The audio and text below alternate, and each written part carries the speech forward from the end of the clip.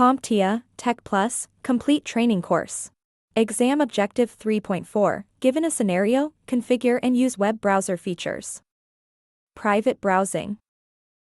Private browsing, also known as incognito mode or private mode, is a feature found in most web browsers that allows users to browse the internet without leaving any traces of their online activity on the device they are using.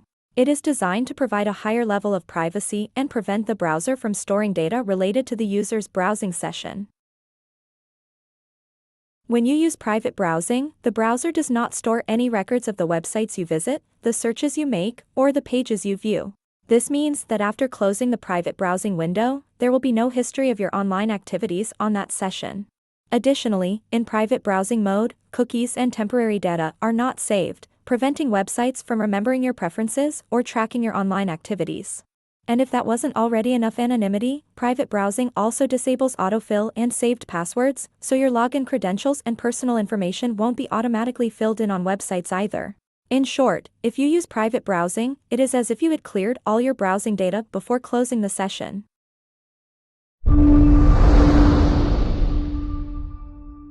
Thank you for watching. Subscribe for more great content.